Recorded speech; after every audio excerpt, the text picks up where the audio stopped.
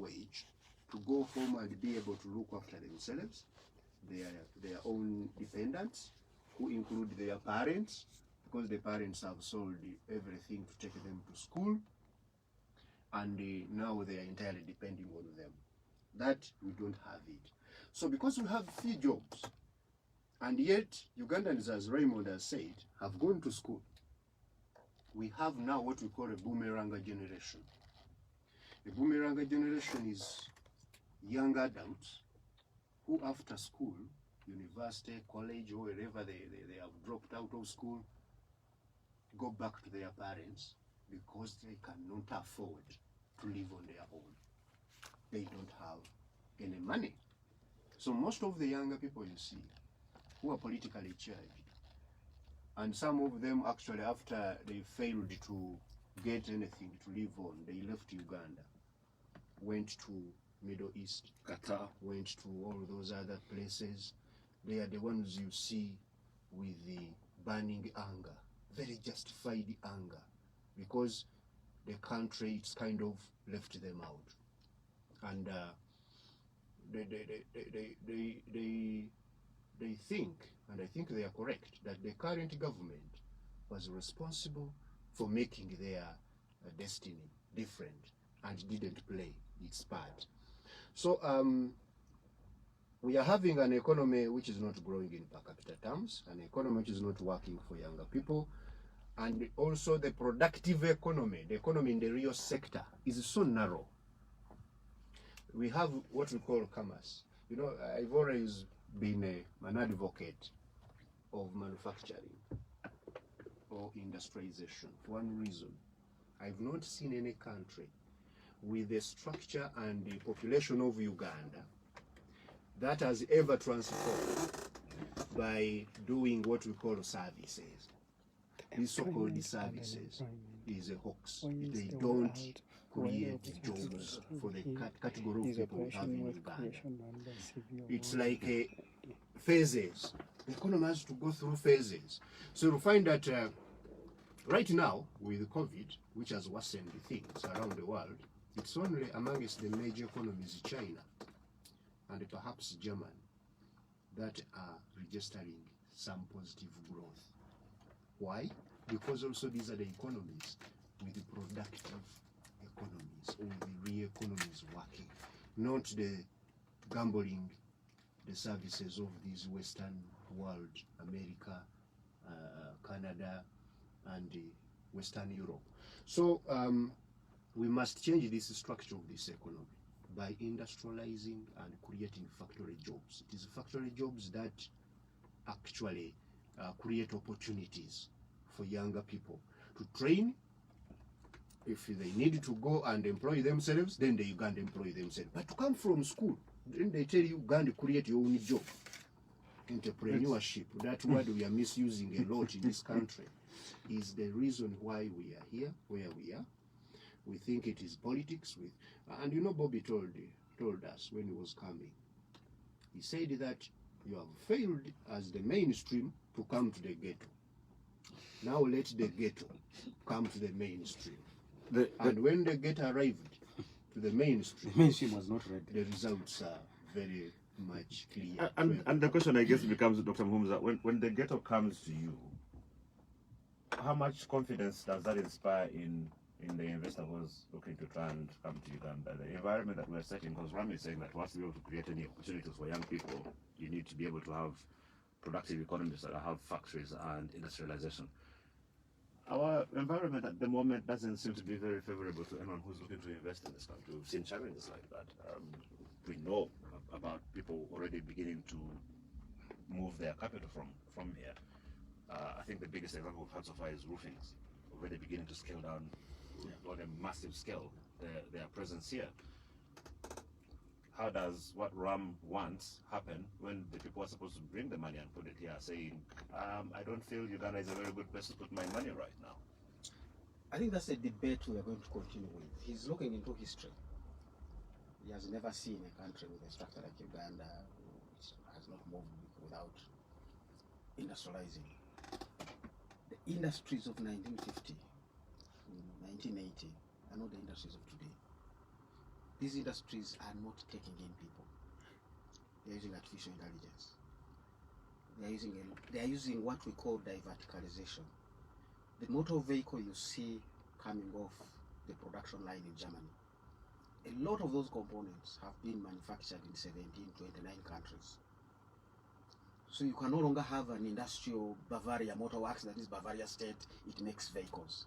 The jobs are so spread out across the entire globe. And vague parts are the ones that are moving in. Because of the cheapness of transport, we have global value chains, and Corona tested those. Yeah. But everybody agreed and said, let cargo move, because the world will stop. It became a proper essential. Yes. In the financial crisis, economic crisis of 2008, America put money in the banks, but also put money in select companies. GMC, Ford. General Motor Vehicles, and Yeah. Ford. Reason being, when I put money in Ford, then I don't have to put money into a Myoga to finance a small business downtown. Because that car business actually manufactures vehicle parts that eventually end up at Ford. So all I need is put money at Ford. Ford will finance it for me by buying and keeping it running, and eventually the jobs will continue to be created. So we need to understand, how are the jobs being created today? How many employees do you have at KFM, Monitor, and what? So many. So many. These media houses have so many staff out there. Journalists who are really, some are formal, some are informal, but they're earning a living in that chaotic environment. So we need to understand the structure today. The factories will have, if I read the president's speech, one of them last year was like close to 5,000, but they had created just less than 700,000 jobs. 5,000 factories. Yeah. So even if factories created jobs, you want to say, is the environment right for Uganda to do factories? And if we are to enter the manufacturing value chain, at what point should we? Impossible are going to compete.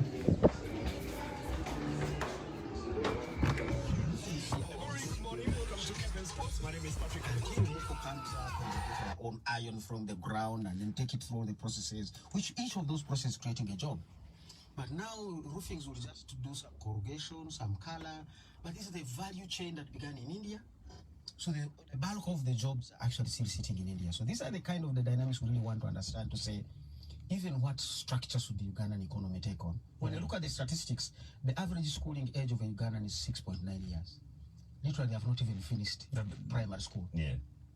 These are the people you have. They reached P3. So what opportunities do you want to create for such a population? Until we read that terrain, we are going to continue being mixed up. Me and Rama have always had a debate of the chicken and the egg, and I told you Uganda doesn't have that problem.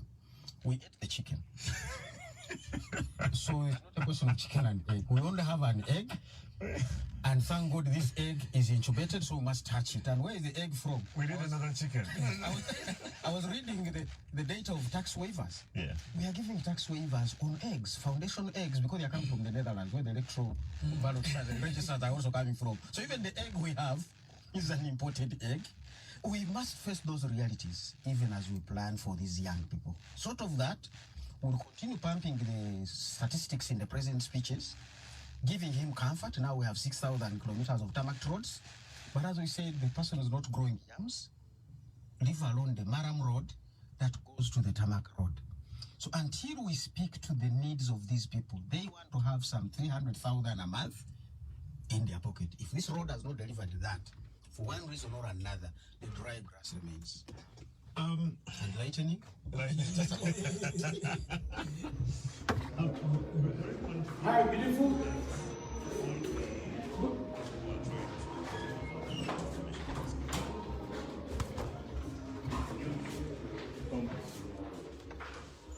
All the manifestos in detail. Is any of this showing up anywhere? I had a fight with one of the camps who were promising to increase the salary of every civil servant to at least 1 million shillings. And my simple question to them was, how? I still haven't gotten an answer to that. I said, no, we're wasting too much money in corruption and all these things. But even if you put all that together, it doesn't tell me how sustainable it is for you to be able to pay a police officer 1 million shillings. Where are the leaders addressing the issues that Ram and Dr. Moons are raising here? I think that if it's on the issue of manifestos, the NT released their manifesto this week, and I also read that. I think that for now, in terms of quality of manifesto, I think the NRM still has a good quality manifesto. You'd have to fact check it here and there. Say that quietly. You'd have to fact check it without a doubt. But they really have a good manifesto in terms of industrialization. Yeah. And using that industrialization to create jobs and then create wealth. Which one? Christ.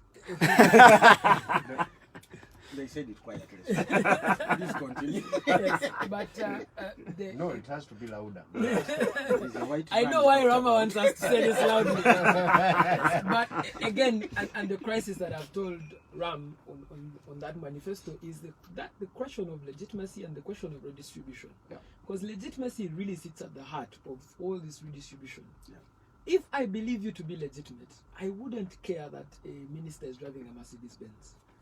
But if I still question the legitimacy, even the Mercedes-Benz, even if you tell me we need this car to propel the minister to go faster to their meetings, I'll still question. Be like, but I don't have food in my house, so why can't we redistribute that wealth? Yeah. And that's the question. What was that meeting about?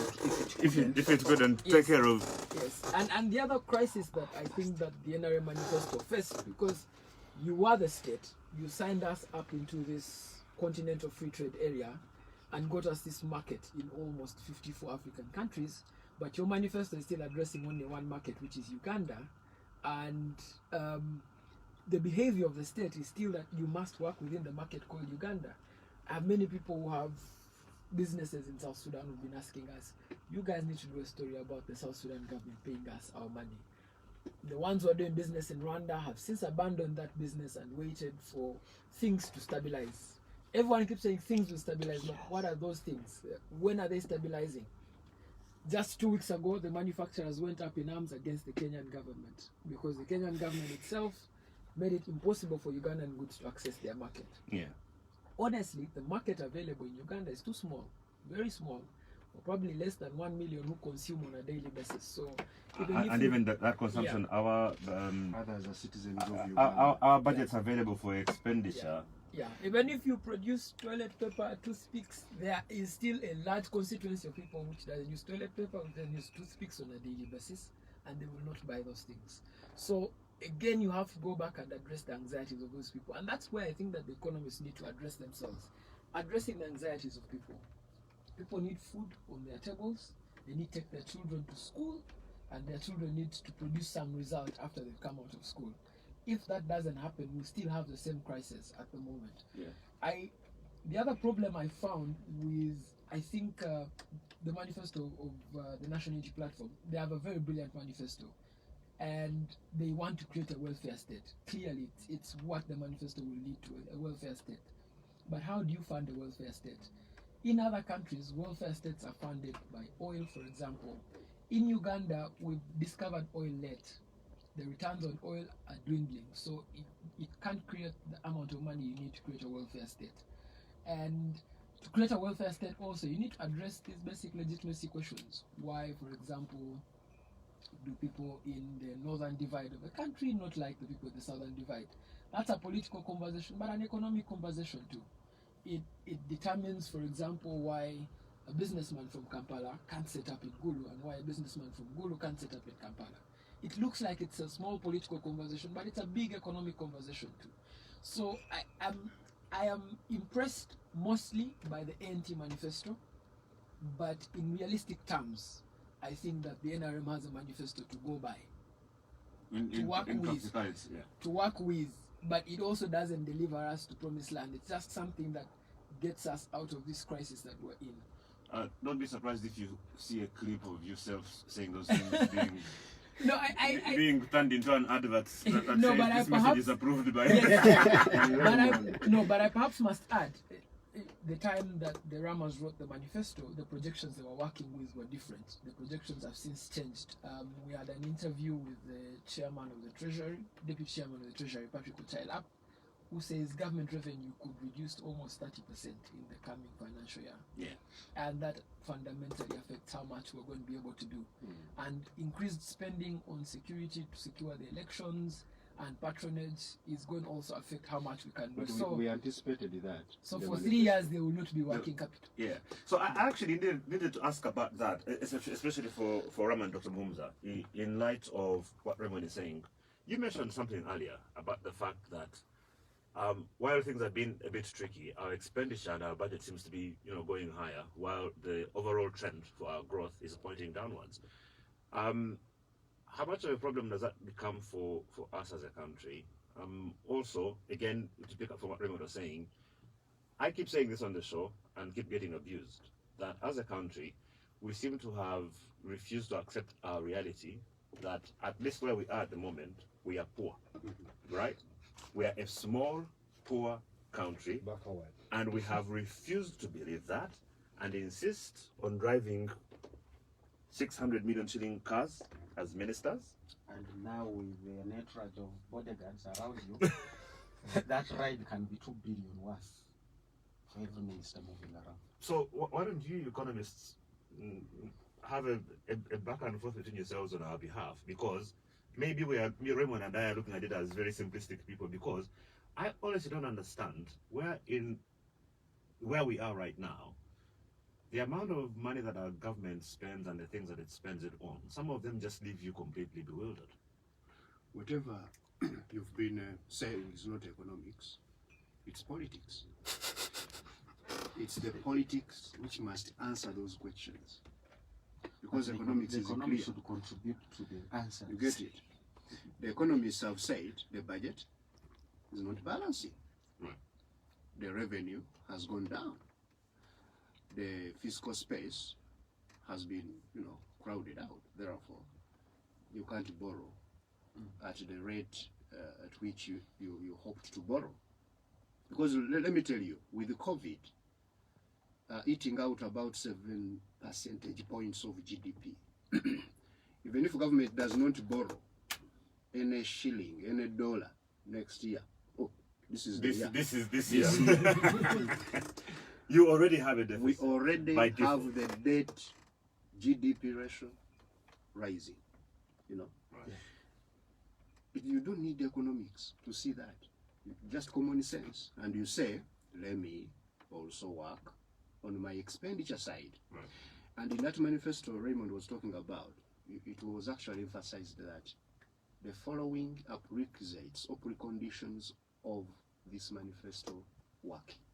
And number one was restructuring government, not necessarily the agencies, as at first it had been anticipated that we need to rationalize agencies, but the entire government.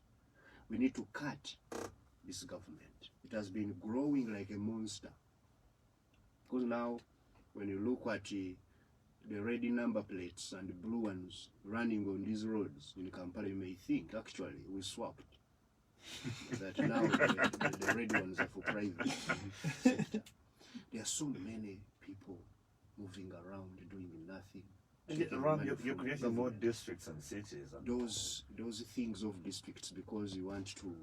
Some people are quarreling, and Ugandans are asking them, but these Ugandans are not rational. Human beings are not rational. Actually, one behavior economist called Dan Errol thinks that we are predictably irrational as human beings. So when you say people are demanding for districts, so let them have them. Oh, what if they say let a very village become a district? Right. And I think we are heading there. So these are some of the political economic decisions, tough ones, which must be undertaken. We need also to reduce the workforce of government. It sounds controversial that you are talking of unemployment and the government is employing people, but you want to reduce them. You see, for government to play its fundamental role of facilitating the private sector to create jobs, it has to reduce itself the amounts of money it spends on its own workers. Because we have so many workers who are earning so little a salary, so everybody is not happy. Right. Those 500,000 people who are on government payroll, and government is paying them about 5.1 trillion shillings per year. It sounds big money, but everybody in government, except very few, who are working in agencies and the top executives in government. People in government are very unhappy. They are paid 400,000. You find a commissioner in a ministry is earning 1.2 million shillings a month. And this is the head of department who's managing trillions of shillings. So how do you avoid corruption? And yet